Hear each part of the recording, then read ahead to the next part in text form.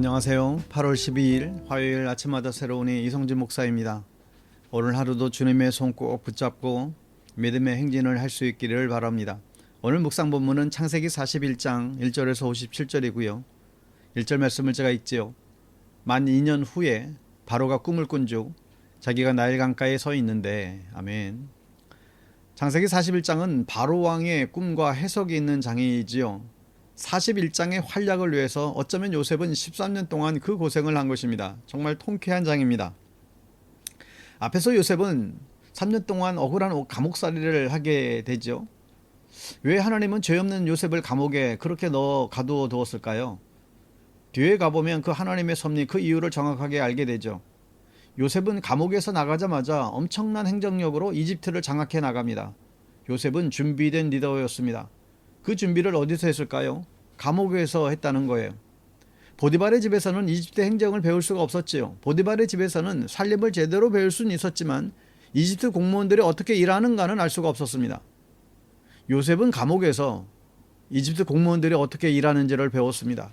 그리고 감옥에 꾸준히 들어오는 왕의 죄수들을 만날 수 있었죠.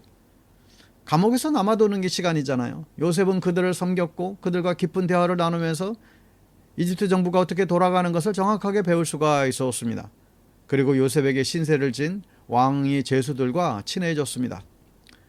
요셉은 감옥에 있었지만 그의 영향력은 감옥 밖에 왕궁을 향하고 있었던 것이죠. 요셉은 이러한 감옥 생활을 고난으로 여기지 않았습니다. 하나님의 훈련으로 여겼지요. 그랬더니 좌절하지 않게 되었고 엄청난 실력자가 되었습니다. 여러분, 고난은 사람에게 상처를 남깁니다. 그러나 훈련은 사람에게 근육을 남긴다고 하죠. 살과 근육의 차이가 무엇입니까? 힘 줘서 들어가면 근육이고 안 들어가면 뱃살이라고 하잖아요. 근육과 살은 보기에는 비슷해 보여요. 그러나 힘든 일이 있을 때 근육은 힘을 내고 살은 힘 빠지게 합니다. 고난으로 근육은 생기지 않습니다. 훈련으로 근육이 생겨요. 요셉은 고난을 훈련으로 여기고 지독하게 성실하게 자신의 길을 준비하고 있었습니다. 그에게 감옥은 감옥이 아니었고 어쩌면 공무원 인턴십 과정이었습니다. 여러분, 우리에게 직면하고 있는 삶의 여러 가지 고난들이 있죠. 그러나 그 고난을 고난으로만 여기지 마시고 훈련으로 여기셔서 우리의 영혼의 근육을 더 단단히 키워갈 수 있게 되기를 바랍니다. 사랑하는 여러분, 사람은 참 교만한 존재이죠. 사람은 참 교만하게 만들어진 것 같아요. 겸손은 지독한 훈련을 통해서 이루어지고 그냥 교만은 순간적이에요. 애들을 보세요. 그냥 가만두면 겸손한가요? 다 자기 자랑하기에 바쁘죠. 교만한 사람은 나라는 주어를 많이 사용해요. 잘하는 일을 나라는 주어를 사용하고 못한 일에는 너라는 주어를 사용하죠. 종종 하나님이라는 주어도 사용합니다. 교만은 하나님께서 가장 증오하시는 품성이죠. 그러니 우리가 이 교만하지 않도록 애써야 됩니다. 교만하면 정말 망하는 일입니다. 교만하면 때로는 하나님도 필요 없어요. 교만하면 하나님의 영광을 도둑질하기에 바쁩니다. 바로가 꿈을 꾸죠. 7마리 살찐 암소를 7마리 마른 암소가 잡아먹는 꿈이었어요. 7개의 좋은 이삭을 7개의 흉한 이삭이 먹어버리는 꿈이었습니다. 이 꿈을 이집트의 모든 지혜자들이 해석을 못해요. 왜냐고요? 이게 모두 신의 이야기입니다. 암소는 이시스라는 농사의 신이고 강은 나일강을 뜻해요. 이것도 신이에요. 모두 하나밖에 없는데 7마리가 있다는 것 자체가 말이 안 되기 때문에, 그런데 요셉이 이것을 금방 해석해냅니다. 어떻게 하죠? 16절에 보면 요셉이 바로에게 말하기를 저에게는 그런 능력이 없습니다. 임금님께서 기뻐하실 대답은 하나님이 해주실 것입니다. 그래요. 참 여기에서도 요셉의 겸손이 바로 드러나죠. 자기가 바로 해석하는 것 같아요. 머뭇거림도 없어요. 그런데 모든 영광을 하나님께 돌립니다. 여러분이 무엇인가를 했습니까? 그렇죠? 그러나 어떤 상황에서도 여러분이 그 일을 할 수 있었을까요?